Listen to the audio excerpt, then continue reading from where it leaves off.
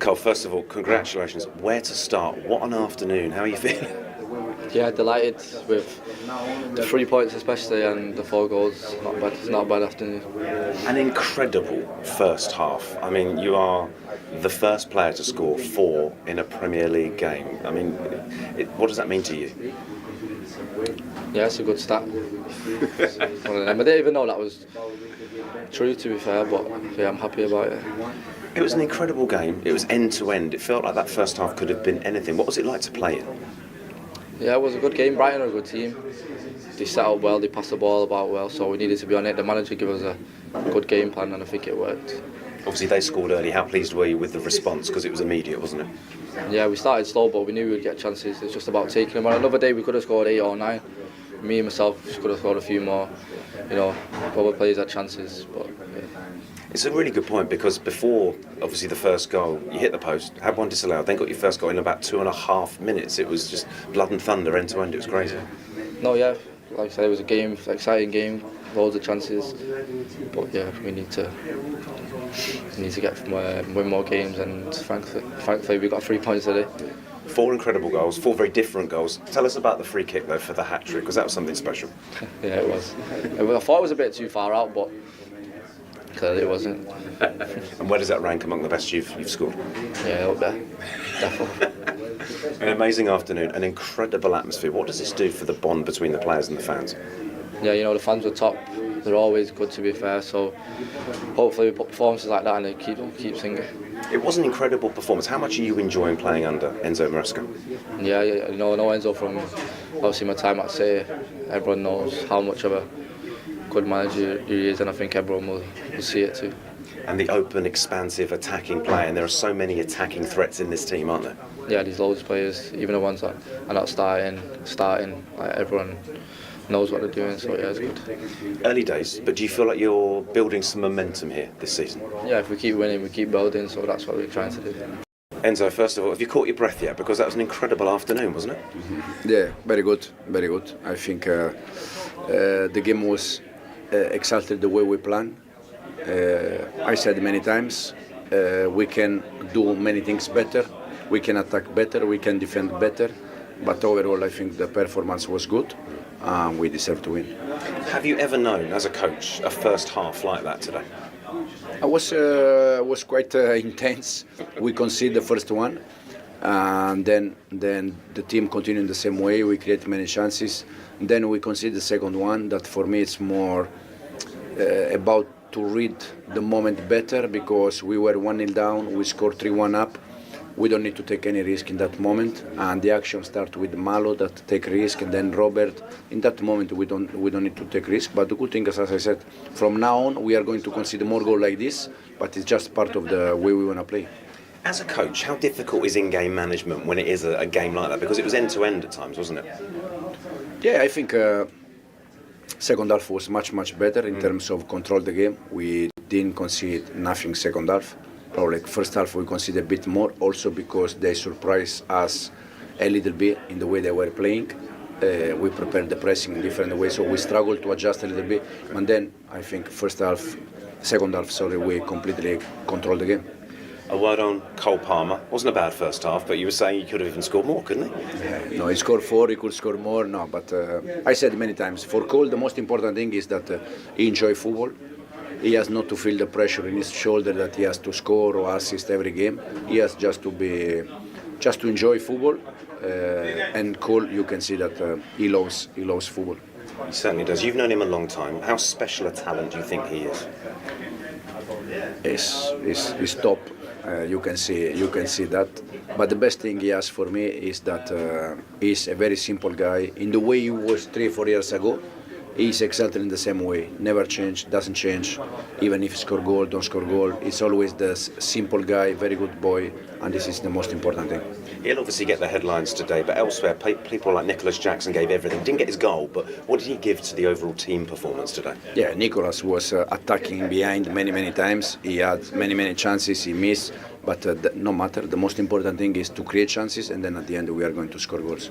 Finally, we've spoken about the bond with the supporters before here at Stamford Bridge. What does a performance and a result like this do for that bond moving forward? No, the thing that they have to understand is that we need this kind of games where we also make some mistake because it's part of our way, our process, and then at the end we win. But I was very happy today to share with them 3 points. I saw you on the final whistle and you sort of yelled and screamed. It looked like you enjoyed that win more than the others. Was it because it was a home win, or what was the reason? No, I don't think I enjoy more than the rest. Simply because I think it was probably our most important game of the season for many reasons, and I was happy for the result, for the performance, and as I said, it's always nice to share that kind of moment with our fans. Why was it important?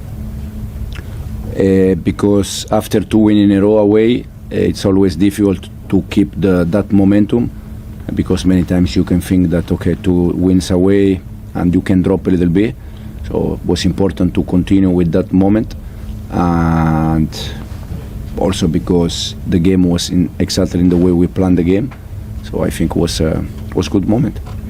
Go to Matt. Enzo, where does Cole Palmer's performance today rate an individual performance of what you've seen? Yeah, for sure when he scored 4 goals, but I just said to Cole, he scored 4, he could score 2-3 more. So it's good that he continued to be hungry, ambitious, and I know Cole from many years ago. I had him already one entire season with under 23 at City, and then with the first team. The best thing he has is that in the way he is today as a boy, he was exactly in that way 3-4 years ago. So goals, assists, best player of the Premier League. This doesn't change the way he is. It's a simple guy, it's a humble guy, and this is for me is the most important thing. How special is he though as a player? It's top player. It's top player. And the important thing about the previous thing is that today in football, young player, they change very quick. They score 1 goal and they think that they are already, And Cole, he scored many goals, many assists. He's top player, but he never change. And this is the most important thing. We'll go to Liam. Palmer's playing a slightly different position in your system this year to the way he was often used last season. Do you think he can be even more influential now in the role that he's got in his team? We try to use Cole in that position because probably for me is his best position.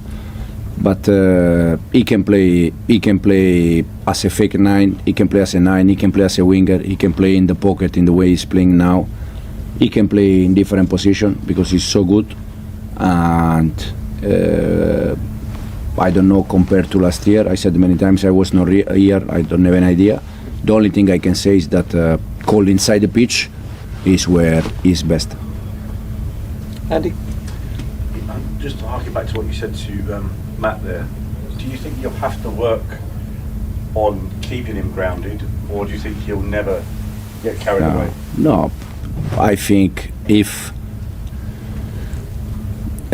already many good things happen in his life as a professional, to give him the chance to change. But he didn't change, so that means that probably in the way he is going to be always in that way. And I have 4 kids. I have 1 boy and 3 girls, and my boy is 11, and I would like to have my boy that many things happen and he is not going to change, because as I said, with young players today, with young people, young boy, they change very easy. And the best thing for me is that he loves football, he's always in the same way, and this is something fantastic for him. So do you tell your son to be like Cole Palmer? No. I tell my son to be in the way he is, that I'm happy with that, and Cole is a different one. But sorry, just one last question. That's a sign of someone who's really kind of quietly confident, right? And somebody who's really, really good is usually the person that doesn't have to tell everybody how good they are. That's usually the sign of somebody who is extra special, right? Is that a fair comment? Yeah, absolutely. It's a special player. It's a simple guy, humble guy, and as you said, he doesn't need to tell people how good he is, because you can see clearly how good he is. Gentleman in the middle.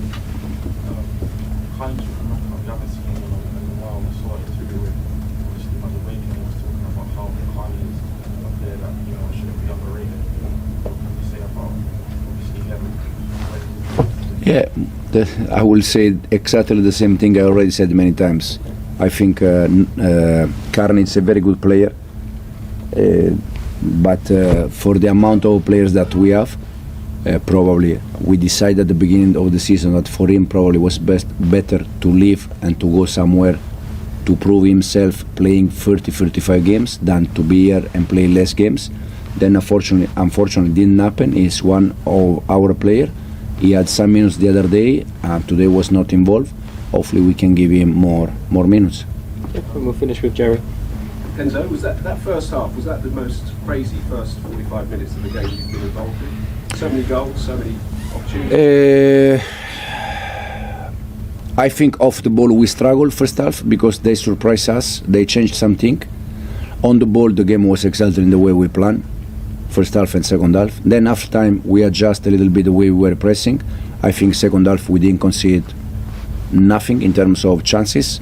First half we conceded 2 goals and then some moment that for me the reason why is because the way they play on the ball, they surprise us a little bit. But in terms of the way we play on the ball, I think we scored 4. We could score 3-4 more already first half, 2 posts and different action.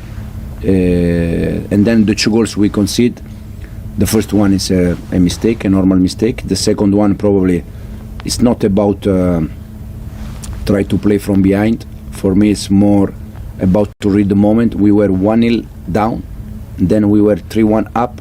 In that moment we don't need to take any risk. It's more for them to take risk, not for us. But I said to Robert and I said to the players, from now on we are going to concede 10 more goals, like the way we concede the second goal, because it's the way we want to play. And we already scored goals with the Robert involved in the build-up. But it's important that after the mistake, the team completely continue in the same way. That means that they enjoy, they like, and they see that also we win games. Okay. Fabian, what do you make of that? It was a very exciting game, but especially in the first half. How do you sort of assess the whole game? I think we had a good start in the game. We controlled the game. We had a very good positioning. We scored. We deserved to score, and then we give the game away with easy little mistakes. And after these little mistakes, we also lose a little bit the structure. We were not confident enough in possession. We were not compact enough out of possession. I think it was like a bad event after another, and we can't stop it. And of course, they had one amazing player today who punished every individual mistake we did. So we should learn out of it, and I think we can't win when you do these easy mistakes, especially in the first half, and that's why we have to analyze it, we have to improve, and if it's necessary, we have to adapt some things. You had a very good start to the season before today, unbeaten, but a lot of the analysis has been around the high line and teams punishing it. It felt again today that the high line was punished. Is that because of more than the high line? Is there other aspects to it, or is it a bit risky that you have your team on the halfway line for most of the match?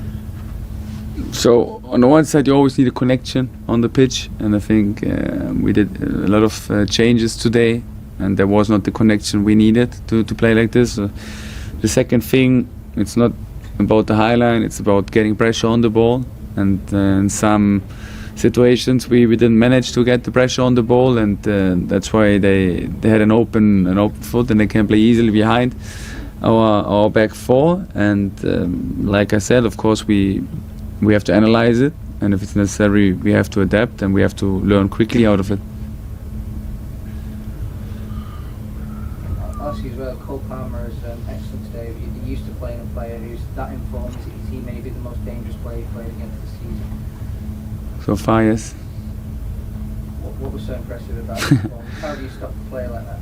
Yeah, he scored 4 goals, so I think he punished, like I said, every individual mistake. He punished the first after an easy mistake, then the second with I think the penalty, the third with a free kick. So again, you can't stop in 1-against-1 situations. We have to defend them as a team, and in some moments we lose our structure, we lose our compactness, and then it's difficult to defend players like this. Ed? Maybe you looked pretty upset by there's an incident at the start of the second half, a foul against Omer for a penalty. Do you think that should have been given? So I just experienced now in the last 2 games, like we get penalties against us for really easy touches, and also today I don't think if you really have to give this penalty because it's just an easy body touch. These things happens like several times in the midfield, and we concede again a penalty.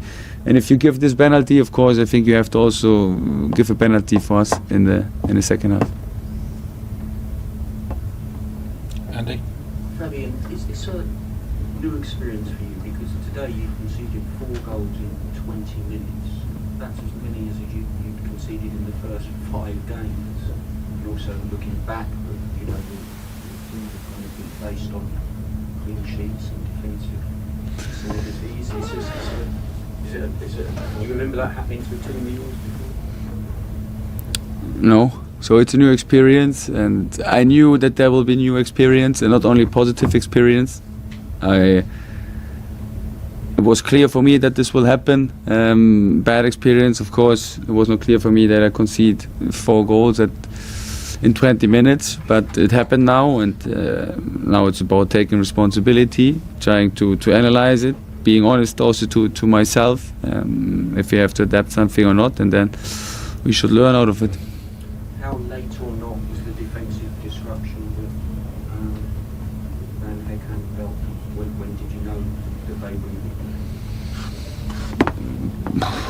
One of them quite early, one of them quite late, so it was a mix. Fabian, is the high line non-negotiable for you? Are there any games where you would play deeper? So of course, some things are non-negotiable, some things are negotiable. I think I should discuss it before I go here out in the public and tell something about our style of play. I should discuss it with the players, how they feel, if they feel confident or not. But again, we try to improve the players, we try to help the players, we try to talk to the players, we need to give them advices. And again, if you want to play with this highline, you need a connection, and with this connection was missing today. And therefore, again, after the game, it's easy to say, why don't you defend in a low block? But also in a low block, we could lose this game. So it's always a balance, you know. I know now that the public will go on the high line, but again, the 4 goals we conceded was not 1 goal because of the high line. It was all because of individual mistakes, if you reanalyze it, and that's a thing where we also have to see. But what does it give you then? There's risks. What do you see the rewards are when you play?